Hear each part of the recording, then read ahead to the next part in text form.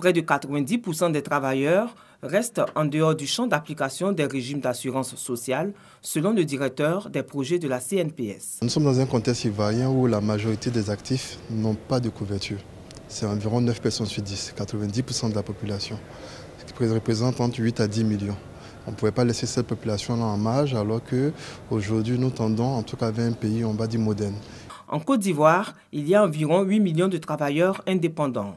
Ce projet prend en compte les travailleurs indépendants que sont les religieux, les transporteurs, les libéraux, les commerçants, les agriculteurs, les artisans, les artistes, etc. Afin de porter haut ce projet pour toucher le maximum de travailleurs, la CNPS entend vulgariser le nouveau système d'information pour atteindre ses objectifs. Le déjeuner de presse représente une alternative pertinente par rapport à la conférence de presse. Il facilite l'humanisation et la personnalisation de la relation entre la structure et les journalistes. Un jeu bien compris par la Caisse nationale de prévoyance sociale qui a convié ses réseaux de journalistes à un déjeuner de presse. Le but est de les exhorter à communiquer sur le projet d'extension de la couverture sociale. Nous disons que tout travailleur qui n'a pas de protection sociale vit une situation précaire. Et donc l'État de Côte d'Ivoire, le gouvernement ivoirien et la CNPS mènent un projet ambitieux d'extension de la sécurité sociale aux travailleurs indépendants. Pour Denis Charles Kwasi, il s'agira pour la CNPS, à travers ce projet, de verser aux travailleurs indépendants des revenus en cas d'interruption temporaire ou définitive de leur activité professionnelle. Des larmes et des palmes est une œuvre littéraire de 172 pages de l'auteur Yves Arsène Kouakou. Cet ouvrage raconte l'histoire de Meda Kani, une jeune fille qui n'a pas été reconnue à sa naissance par son père et qui perdra sa mère à l'âge de 10 ans.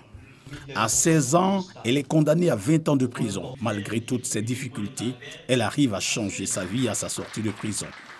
À travers cette histoire, l'auteur invite les jeunes à toujours garder espoir et à croire en leur potentialité.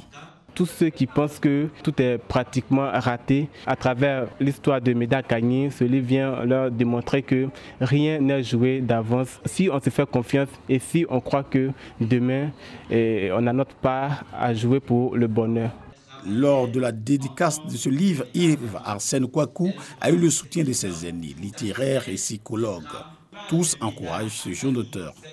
Toute nouvelle voix, toute nouvelle énergie pour notre littérature doit être soutenue. C'est pour cela que le ministère de la Culture se félicite de cette initiative et espère que l'ouvrage qui est présenté, qui vient de sortir, sera un ouvrage qui aidera à une bonne vie littéraire dans notre pays. Ce livre m'a beaucoup marqué parce que quand j'ai commencé à le lire, j'ai vu que le bonheur est subjectif.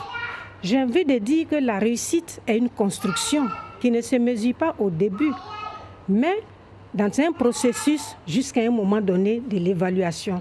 Et également, nous avons voulu montrer qu'il existe deux sortes de désespoir. Le désespoir sans espoir et le désespoir avec espoir. Yves Arsène Kouakou est né en 1998 à Abidjan.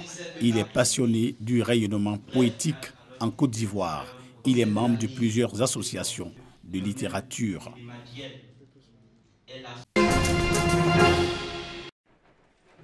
C'est le rush dans la chambre froide de Geoffrey. À quelques jours des fêtes, il faut préparer, empaqueter et expédier plus d'1 tonne d'huîtres par jour. Mais pour ce jeune ostréiculteur, l'enjeu est de taille, faire découvrir au monde son innovation des huîtres parfumées. C'est tout simplement sur les marchés parisiens, donc, sur lesquels je vends mes huîtres. Beaucoup de clients me demandaient si on n'avait pas des huîtres, du citron à vendre avec nos huîtres. Donc voilà, d'où l'idée, pourquoi pas essayer de mettre du citron directement à l'intérieur de l'huître. J'ai bossé dessus pendant 4 ans. J'ai fait environ 700 tests sur les huîtres en aromatique. Au début, j'avais 90-95% d'échecs. Et là, on est sur 95-98% de réussite. Lancée en octobre, la production de ces huîtres se décline aujourd'hui en 5 parfums. Framboise, citron, gingembre, muscat et échalote. Des goûts subtils, paroles d'habitués du bassin de Marennes, plutôt sceptiques au début. C'est super.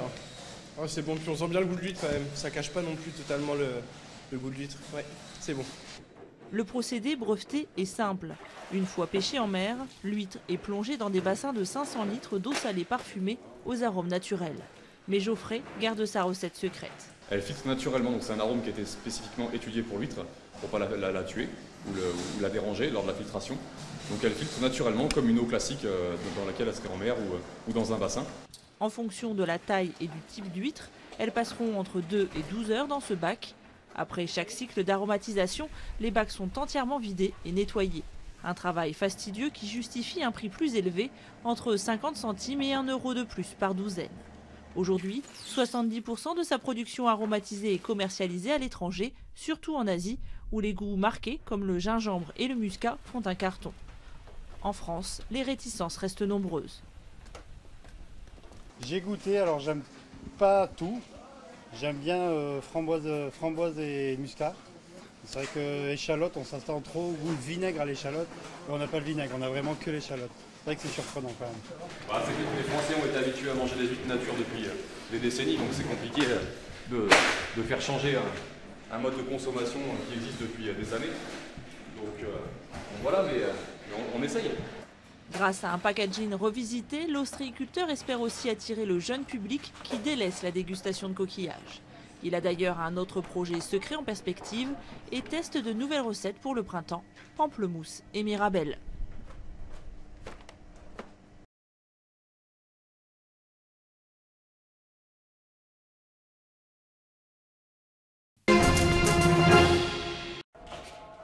Ces jeunes femmes sont la seule équipe féminine irakienne d'haltérophilie. Chaque jour, pendant 3 heures, elles s'entraînent dans cette salle vétuste du quartier populaire de Sadr City. Hoda, 21 ans, est la première haltérophile à avoir rejoint l'équipe à sa création en 2011. Certains disent que je défie les hommes, que les femmes ne font pas d'haltérophilie. Je leur dis non, je défie les hommes et nous pouvons faire tout ce qu'ils font. S'ils pratiquent ce sport, alors nous aussi. Il n'y a pas de différence entre les hommes et les femmes. C'est Abbas Ahmad, ancien entraîneur chez les hommes, qui a été appelé par la fédération pour former une équipe féminine. Mais il a dû composer avec un manque de moyens et d'infrastructures. Selon lui, aucune instance officielle n'a dédié de fonds à l'haltérophilie féminine. Si nous avions plus de soutien, nous pourrions être au même niveau que les équipes internationales et disposer d'équipements modernes. Mais, malgré les ressources limitées, nous continuons à travailler dur et à participer à des compétitions internationales. Leur travail a porté ses fruits. L'année dernière, les 8 jeunes femmes se sont envolées pour les compétitions asiatiques. Elles sont revenues les mains pleines de médailles. L'haltérophilie leur permet aussi de rendre les fins de mois moins pénibles pour leurs familles. Le club sportif Al-Shorta, qui parraine l'équipe, assure un salaire mensuel allant de 400 à 800 $.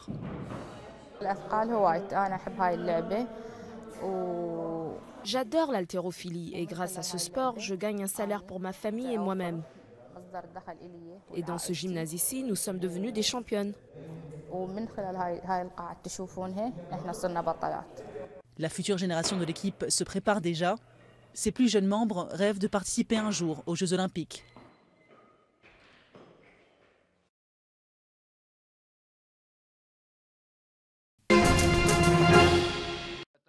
C'était une légende du terrorisme international, sa haine farouche envers les dirigeants israéliens et les pays arabes désireux de passer des accords politiques avec l'État d'Israël l'ont conduit à lancer une guérilla sanglante sur 3 continents. Sabri al-Banna, connu sous son nom de guerre Abu Nidal, est ainsi responsable des meurtres de plusieurs responsables modérés de l'OLP, Organisation mondiale de la Ligue palestinienne, chargée des relations avec la gauche israélienne.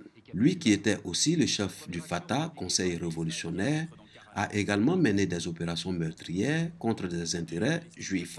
Ces commandos avaient tenté d'assassiner l'ambassadeur d'Israël à Londres en 1982, ce qui avait servi de prétexte pour l'invasion du Liban par Tsahal. Abu Nidal est également mis en cause par la France dans l'attentat anti-juif de la rue des Rosiers qui a fait 6 morts et 22 blessés en 1982 à Paris. Une de ces dernières grandes opérations avait lieu en janvier 1991, l'assassinat d'Abouliad et d'Abouloul, respectivement numéro 2 et chef des services de sécurité de l'OLP. Son groupe, qui a changé plusieurs fois d'alliés dans le monde arabe, a fait quelques 900 victimes, tués et blessés. Abu Nidal avait été condamné à mort par contumace par un tribunal militaire du Fatah. Le 12 février 1988, à la suite de l'attentat commis en décembre 1986 à l'aéroport de Rome. Dirigeant palestinien et ennemi juré du président de l'autorité autonome Yasser Arafat, Abu Nidal, qui signifie le père de la lutte en arabe, a été retrouvé mort par balle à son domicile à Bagdad à 65 ans. Il se serait suicidé.